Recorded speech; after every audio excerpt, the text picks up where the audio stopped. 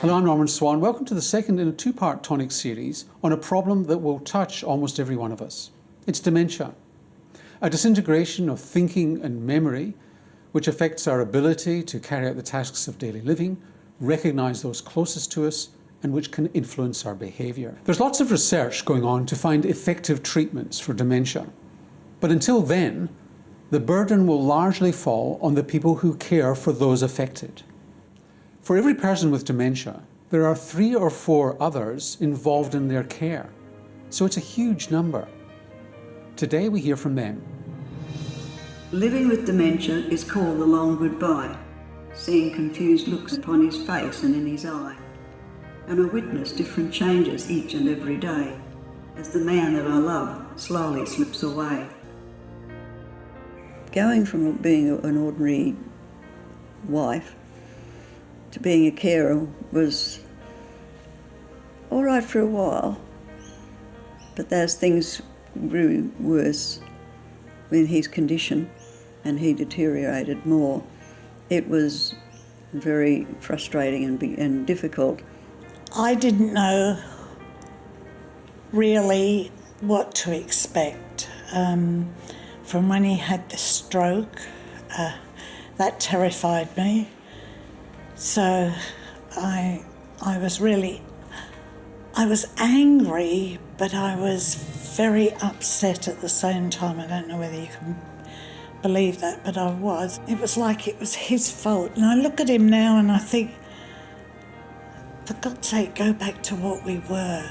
When I'm talking to patients and their carers and families about dementia, one of the things we try and preempt is that the person who is presenting now with dementia as it is now is not going to be necessarily the same person with the same level of dementia in 6 months or 12 months or maybe 5 years.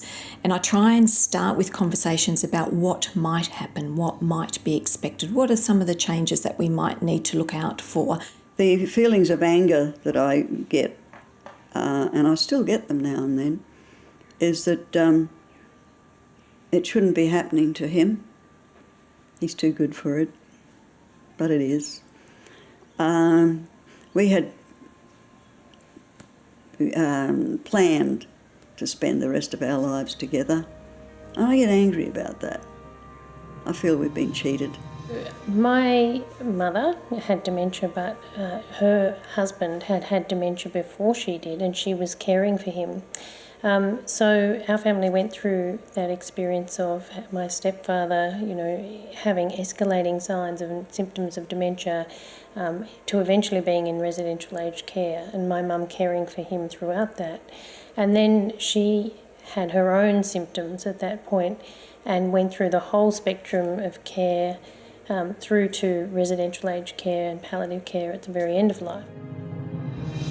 I found Mum was getting a little bit angry with me with some of her things that she was saying and bringing up things that happened sort of 30 years ago, which I didn't quite know how to take. And my sister reassured me that, this is part and parcel of sort of early onset dementia. With Dad, I think it must have been about 4 years from the time that I noticed something was wrong. I have to be careful at times what I say and how I say it, because it is like treading on glass. Sometimes if I laugh wrongly, and then he gets angry. And then another time he'll laugh with me. So it's a weird up and down life we lead, because he's not the same person at times. So what are we going to do today? And it's not his fault.